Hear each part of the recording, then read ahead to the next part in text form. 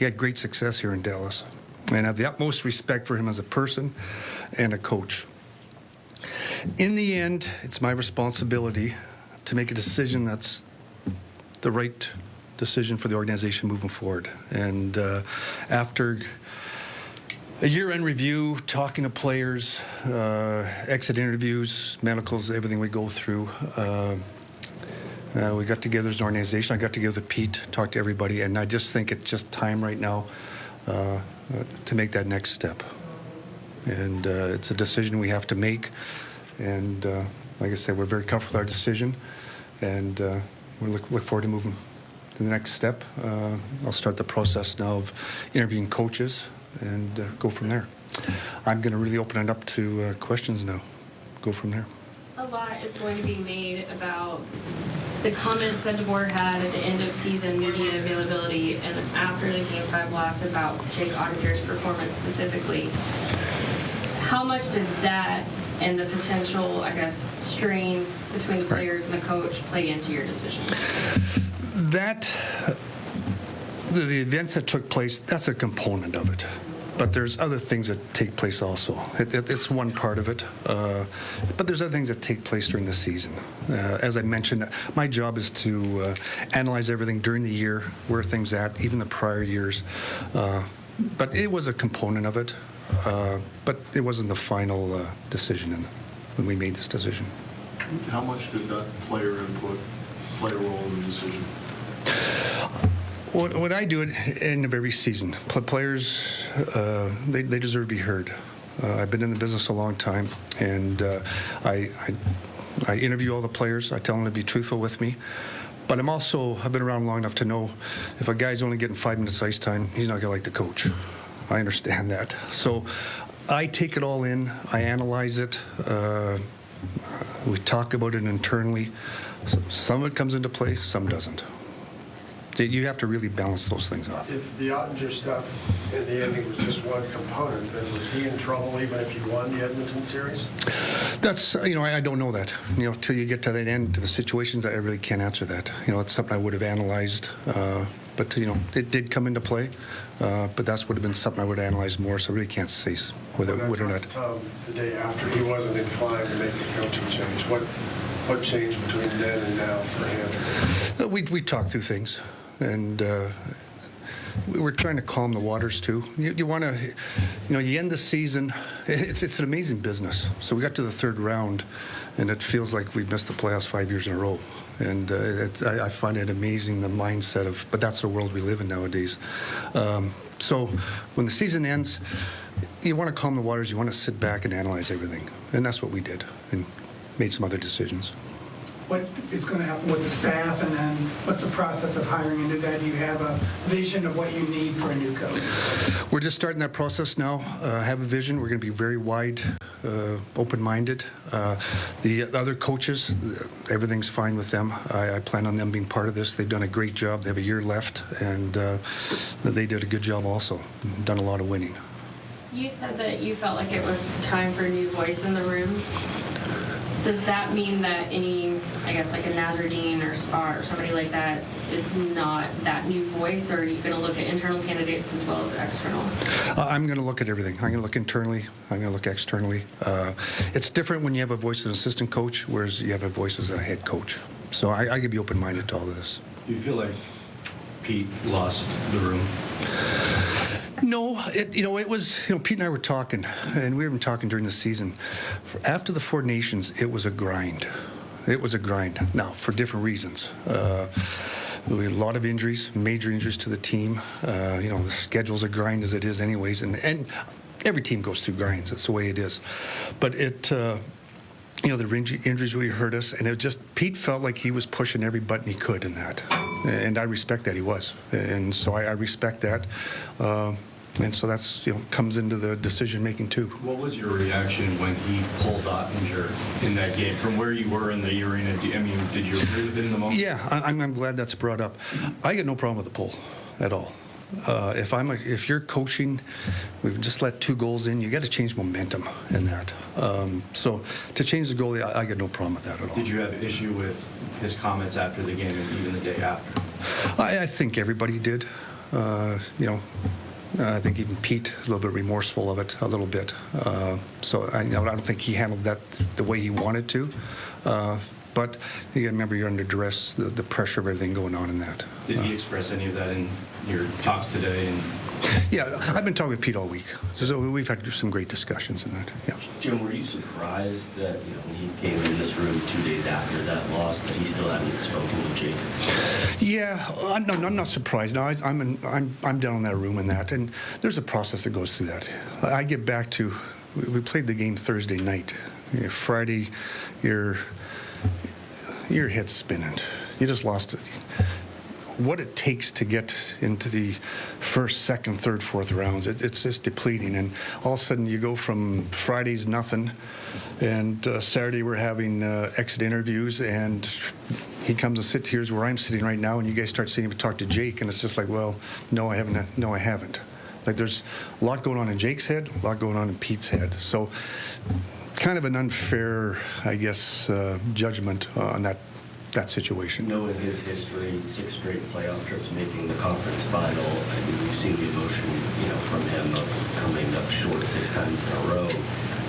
What do you evaluate that aspect of his journey and handling emotions with that? Well, I know there's a lot of coaches out in the NHL would love to have that resume. He's a great coach, and he's disappointed he hasn't made it either. But that's what keeps you going. And he's going to move on. He's going to coach another team and probably do the same thing. he's been fired a handful of times though over the past decade. Why do you think that is? It's a tough gig. Coaching's a tough job, and the athletes nowadays, the money involved. The pressure that goes into it now, it's a tough job, and it's you're dealing with 20 to 30 players in that room all the time, and these guys are thoroughbreds. They're wired. They're the best in the world, and they want their ice time. They want this. It's a tough job coaching, and I give a lot of respect to all the coaches in the NHL. It is a tough job. You talk about that resume, other coaches would kill for that resume. When we think about some of the hardest decisions you had to make, when you factor that in, how hard was this for you? This was very hard. You stand up here and you've been to the third round 3 years in a row. And to sit up here and have to make this decision. But in the end, I know what I have to do for the organization. And that's not disrespecting Pete. Pete's a great coach. He's a good man. I respect him so much. But in the end, I have to do what I think is right for the organization moving forward. Is there with a team that's been this close, is there an inclination to go lean toward a veteran coach as opposed to somebody that hasn't coached in the NHL? Yeah, we're talking about that internally, but I want to be open-minded. There's some good young coaches out there. I'm going to use an example. Jim Montgomery I brought in here and did a great job. For some other circumstances, things happened, but now you see the job he's doing, he did in Boston and did in St. Louis. So, much like the players are different from 15 years ago, I think the coaches are different from the past in that. These guys are they're career coaches, they're well-schooled, they live and diet, and, eventually there's going to be another, where's the next Pete DeBoer? Where's the next Scotty Bowman? They're out there somewhere. And so we want to be open-minded to that. Along those lines, this team, 3 straight conference finals, there's almost an expectation that's where next season starts in the conference finals. How hard is that to do? You know what the roster is, you know what the salary cap is. No, it's a great question. It's hard. It's hard to do. But that's our goal again, get back at it. And just to back up the other question you asked about what type of coach, our assistant coaches are very experienced. We got a good staff here, very experienced. So I'm not too worried. You bring an experienced guy in, great. Being an inexperienced guy, I guess inexperienced term in it, he's got great support. So just to kind of verify that. Jim, you basically have less than a month between the draft and free agency. What's the process for making alterations to your roster to improve it, but you're also trying to find out what your style of play or what your philosophy is going to be, because now you have to install a new head coach. What is that process for you? Well, we got, I'm starting the coaching process right away. If you want to ride, you can ride with me down to Austin. Our farm team's still playing, so you can come down there with me and we can hash it over in that. So we're busy with that also, which is great. Those guys are getting development down there. And then we have our scouting meetings coming up here next Thursday and Friday. So that's when we'll really kind of sit down and say, okay, we got some decisions to make, signing guys. You got cap issues we've talked about, different things going on. So it'll be a hectic 3 weeks here, but we'll get it done. I got a great staff here. And, Is that an invitation to all of us to ride in the car? yes, well, yeah, well. We'll see. No, just kidding. You're always welcome. You're always welcome. I'll get the big Suburban. We'll all pile in. Jason Robertson contract expires at the end of next season. Have you guys broached the subject of extensions, or where does that come? Yeah, we're not allowed to yet. We just got to wait. And he's, just to clarify things, so he's still restricted the year after. So, but you can't do anything until July 1st. So, like I said, we've got this going on. I got scouting meetings going on. So, but just in terms of the player, is that a player that you would want to keep? Definitely, he's a good player. So it's somebody that. Like I say, we'll see where the signings go. How do you fit in the cap? Those are decisions we have to make moving forward here. Jim, speaking of leadership, we were in this room last September talking about Jamie Benn entering the last year of his contract. He said as long as you're the GM of this team, you want him to be in a Stars uniform. Has anything about that changed? I talked to Jamie exit interviews, and he wants to continue playing, and I want him back. And now we just have to work on the contract. And he's being very patient. He knows our situation. He's kind of unique. He can be bonused, so that really changes his contract's status for us, which helps us. With Matt Duchene, similarly, I know he said he's kind of looking for more security. Does that maybe price him out of you guys' plans, or is that something you feel like to do? That'll depends what he wants for security and how much money he wants. Those are the things we have to juggle. That's why we're meeting next week. Those are things we've got to juggle here. And the calculator stops at that 95.5, and after that it just goes red numbers. So those are things we got to figure out. I'd love to have Matt back. He was our leading scorer, and he's a good player and a big part of our dressing room. You also mentioned being open-minded in your coaching search and driving down to Austin. Of course, Neil Graham's down there. When you look at a coach like that who's had a lot of success, he hasn't coached in the NHL before, but is that something where you want him to get experience on the NHL bench before taking the head job, or would he be a candidate for that head job? I think he's probably going to be a candidate. He's done a good job. It's something we've got to look at. And like I said, gone down there, all he's done is won and developed. And that's not easy to do in that league. It's a tough league. And we've had different rosters. We've gone from, the Borks and Stankovens and Harleys, some of the best young prospects in the world there, to now a little bit more of the free agent style and older, and he keeps winning and he keeps developing players. We got some young kids down there that we signed as free agents out of college, and now they're playing great. And so he does a good job, real good job. Pete, what's your take on from the end of the Winnipeg series when this team was on a high to the disappointment of the Edmonton series? How did you view that? Well, every series is unique in itself. Every series is a grind. You got to remember who we played. We played Colorado the first round. They could still be playing. That's how good they are. They could be a Stanley Cup champions. Winnipeg Jets, same thing, could be Stanley Cup champions, best team in the league all year. And they don't get enough respect. To win the President's Trophy in this league, that's hard to do. And, I talked to them after the series, and then they said, the reason they won this President's Trophy is because we were chasing them all year. They weren't going to let us catch them. And so that's a compliment to us, too, that we did it. So every series is different. And then we hit the Edmonton series, and I just felt like we never got it going. But we never got our game going. Now, I want to give a little bit of credit to the opponents. And, I'm watching them play. The old Edmonton Oilers used to be a team that they get up by 2 goals and they wanted to make it 5 goals. And you could maybe expose them because of that. Now I watch them play. They get up by 1 goal. They're happy they buckle it down and away they go. So I've got to give some credit to them.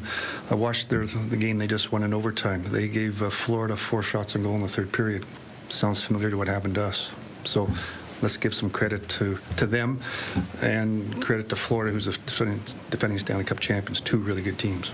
Jim, when you think about the change you want moving forward and what didn't work just now with Pete, how much of that do you feel like is style of play versus culture?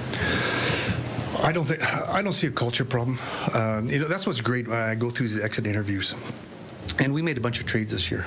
And I love to bring in new players in and ask them, talk to them and say, hey, you guys have been on other teams, good teams, bad teams, whatever.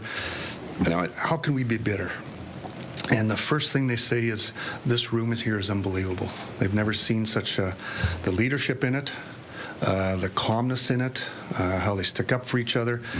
So when you hear those things, something's pretty good there, culture-wise.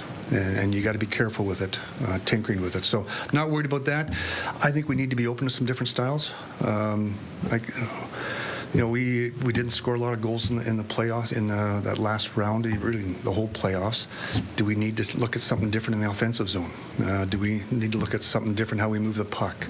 Those are things we got to sit and discuss. Those will be some of my questions as I speak with the next potential candidates and go from there. To that end, you see sometimes a lot of teams will make decisions hastily and rely on player input, but as you just mentioned, this group, a lot of leadership, veterans, guys who've been doing this for a long time. I mean, is there concern or any fear that maybe you're relying too much on player input to make this decision, or is it because of that group you feel confident and convicted in what you're doing?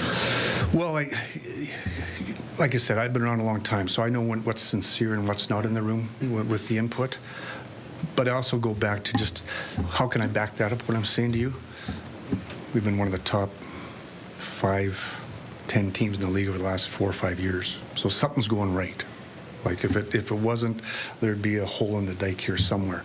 So a lot of things 3 years straight Western Conference doesn't seem to hold much pedigree anymore, but that's hard to do.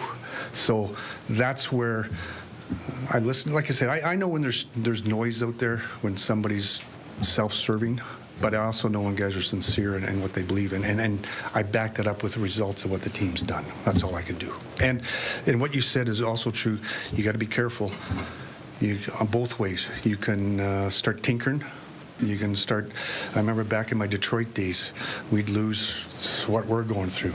We'd lose in the 2 years in a row in the second round or third round, or losing the finals, and everybody wanted to blow it up. We were too slow. We weren't big enough. We were da-da-da. And I remember Kenny and I sit down and saying, you know what, it's a pretty good team. Let's be careful, because you can go backwards awful quick in this business. You got to be real careful. Every NHL opening that we see, there's a tendency for the same set of coaches to get rehired. I guess, from your perspective, would you even look at or consider a European coach, given how many European players you have on your team? Yeah. No, we've discussed it.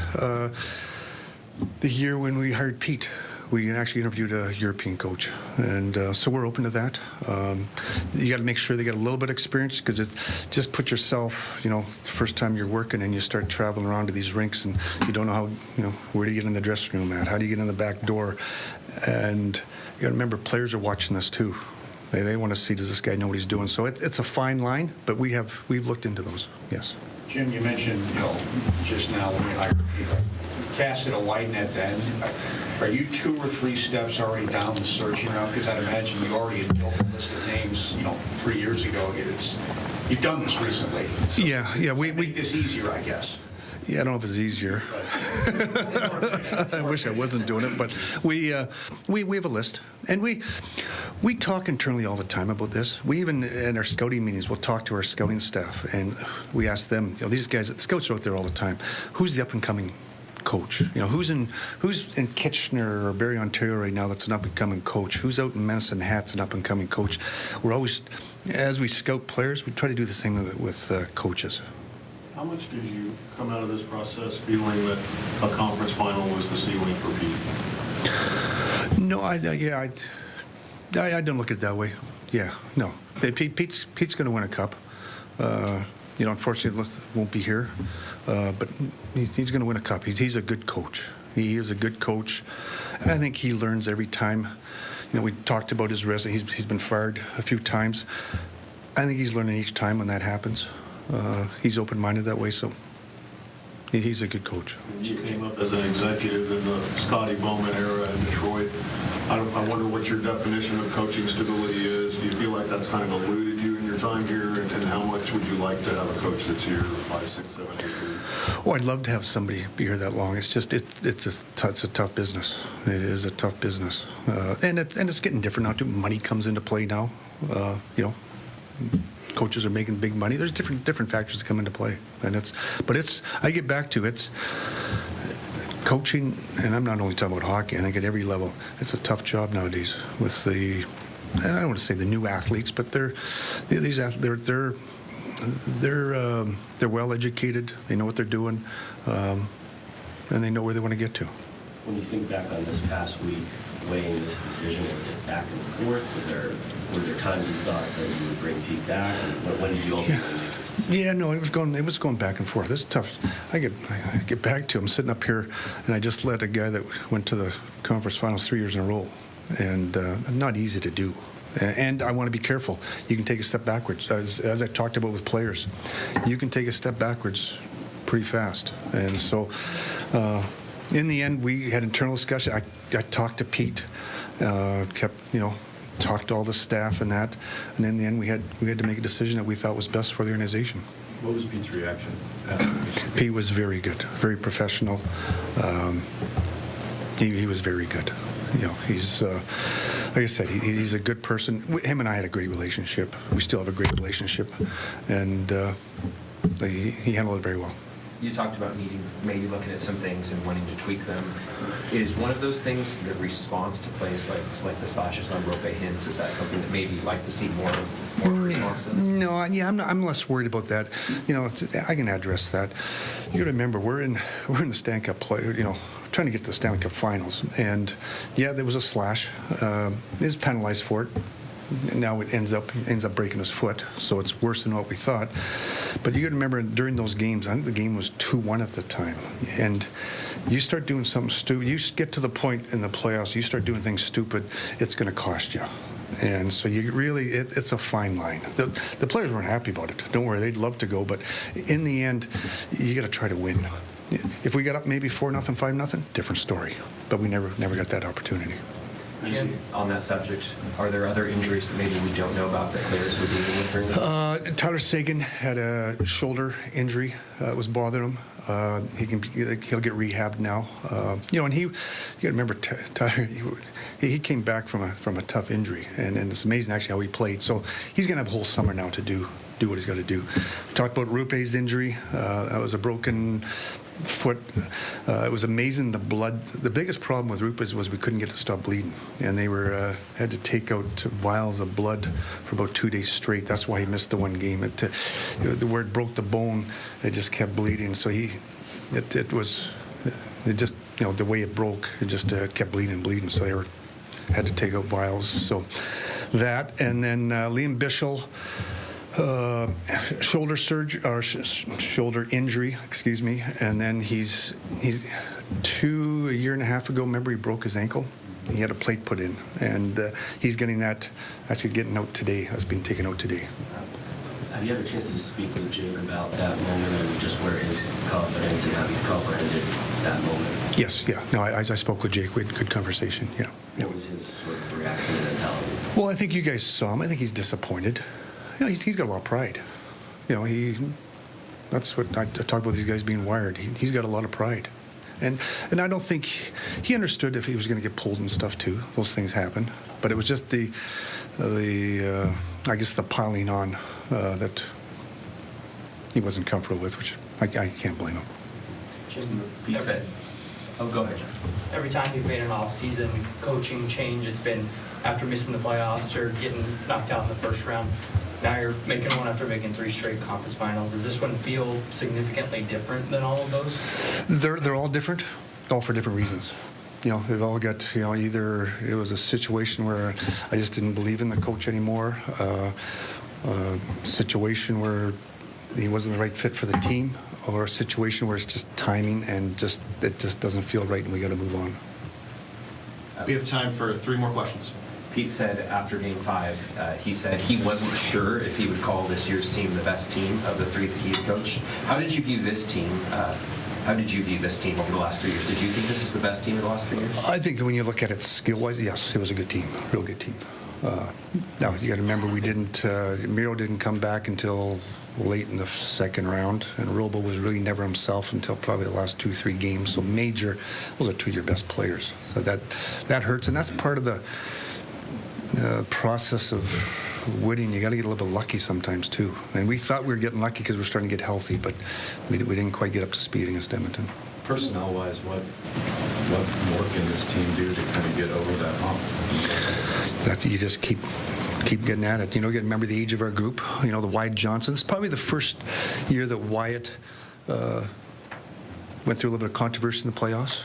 You know, he wasn't himself, but the league knows him now, and that's where he's going to take the next step. So we had different situations. We had a lot of guys that, for different reasons, didn't get their game going, and they're going to learn from that and come back at it. One final question here. I was going to say, what do you learn about Miko, and what role does he play going forward? Obviously, he's a big centerpiece of everything for the next 8 years. Well, Miko was as advertised, and maybe more. What really impressed me with Miko was his leadership. You know, overall, the Finns are a pretty quiet group when you see him around in that. He's pretty vocal. I really enjoy. He's wired. He's very disciplined. I haven't seen. He's as disciplined an athlete I've ever seen. He knows what he's doing. He's got a plan. His preparation, pretty impressive. And like I said, he's everything we thought he'd be, and we saw it in the playoffs. Thank you, Jim. We appreciate your time. All right. Thanks, guys. Everybody. Thank you, and enjoy the summer, and probably be talking in the next 2-3 weeks. That's my phone here. No. You have the phones? Yeah. So there it is, the Dallas Stars officially parting ways with head coach Pete DeBoer, general manager Jim Nill taking questions from media for about a half hour there. From his perspective, at least, it sounds like a very cordial parting of ways, saying he had a conversation with Coach DeBoer about 9 o'clock this morning, and he went on to call him, and I'm quoting here, a great man who's been a great coach. He has the utmost respect for him as a man, as a person, but ultimately he said it was the right decision for the team moving forward. He says he talked to players, as he always does at the end of the season, and he said it was just the right time now to take that next step. So let's take a look again at the announcement they made on social media this morning after speaking with Pete DeBoer, saying, quote, after careful consideration, we believe that a new voice is needed in our locker room to push us closer to our goal of winning the Stanley Cup. We'd like to thank Pete for everything that he has helped our organization achieve over the past 3 seasons and wish him nothing but the best moving forward. And to that point, it was important to point out that at one point in the conversation here in the briefing with the media, Jim Nill, the general manager, saying, quote, Pete's gonna win a cup. Unfortunately, it won't be here. Now, let's check in to see what CBS Sports Texas reporter Parrish had to say, giving his insight immediately after that announcement was made this morning. This is the time of the year where coaches changes are made, and the Dallas Stars and Pete DeBoer are going their separate ways. The team announcing the news on their social media handle with a brief statement. Now, in his 3 seasons, there were 3 straight trips to the Western Conference Finals, but apparently that is not good enough. So, on the flip side, to be fair, there were 3 straight losses in those conference finals appearances, including being ousted in 5 games against Edmonton by wide margins after winning Game 1. Now, DeBoer is notable for never losing a Game 7 while leading the Stars team. I was completely shocked to see this happen. I was too, really, right. Because there are a whole lot of coaches that wish they had made it to the Western Conference Finals right now that are looking at the Stars and saying, hey, they had a great season. Absolutely. So I'm looking at this, when you have a coach that comes in, he has 3 seasons, 3 deep playoff runs. That tells me that the expectations for the Stars, and I like that you're wearing the Stars green today. That was totally by accident. Totally, it wasn't like you had insider trading information, but it just tells me that the Stars organization has a standard that they feel wasn't reached. Even being able to make these deep runs into the Western Conference Finals 3 consecutive seasons. I mean, you have coaches in the NHL that don't even make the playoffs for 3 consecutive seasons, but you have Pete that comes in, has a ton of success. So again, it just tells me that they have expectations that are out of the roof. They think that their team is capable right now, is currently constructed to win the Stanley Cup. So clearly they think they have the players, they just need Clearly they do.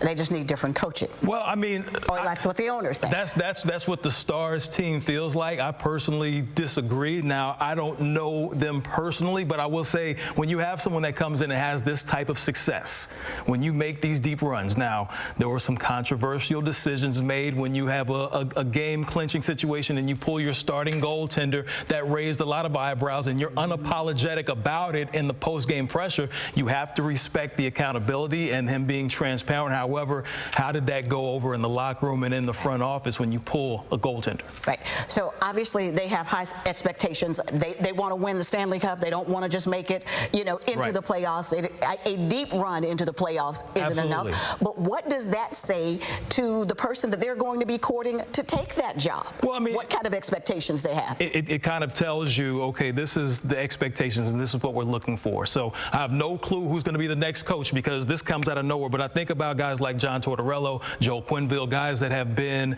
in the NHL for decades, that have had a ton of success coming in, working with teams and leading them to championships. Or could they go somewhere and hire from within? You don't know what's going to happen. Like, I'm totally dumbfounded to see this happening because everyone was excited. When you talk about the excitement this Stars team had, being down in so many series, so many games, making these miraculous comebacks in different games and shocking everybody. Right. They always found a way to win. Exactly. And then just something happened here when we got to the end. Something went wrong. Something went wrong. And so far, I haven't seen anything specifically on the rumor mills.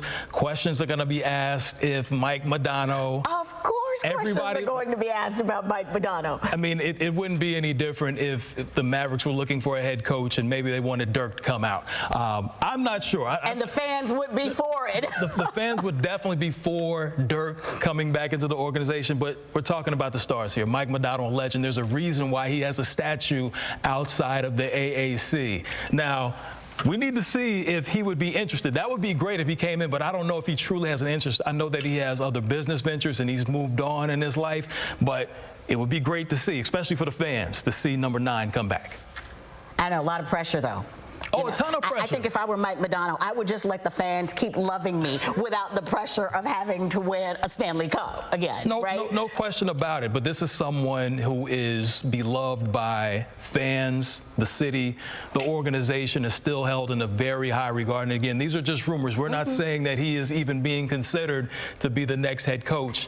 We're just saying that if he was considered, it would be welcomed with open arms. All right, lots to get to this afternoon. CBS Sports Texas reporter Johnny Resendiz has been out at that presser and joins us now live. Hey there, Johnny. What was the feeling in that room, and what stuck out to you?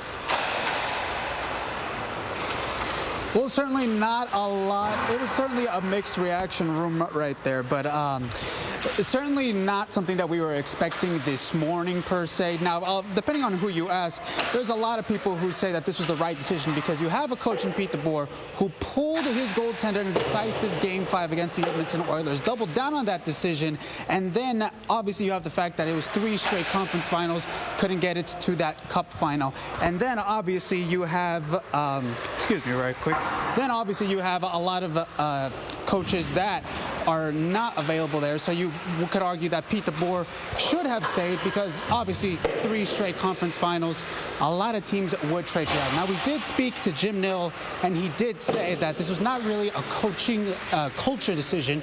He said that this was more of an X's and O's decision. He spoke with the players. There was a lot of exit interviews with Jamie Benn, with Jake Ottinger. He said he had nothing but respect for Pete DeBoer and that the decision was not personal. He has a great relationship with DeBoer and that he just felt like this was the best decision for the team. Now, he did also say that he's going to be very open-minded with the coaching search. He's not going to be necessarily looking for just a veteran coach.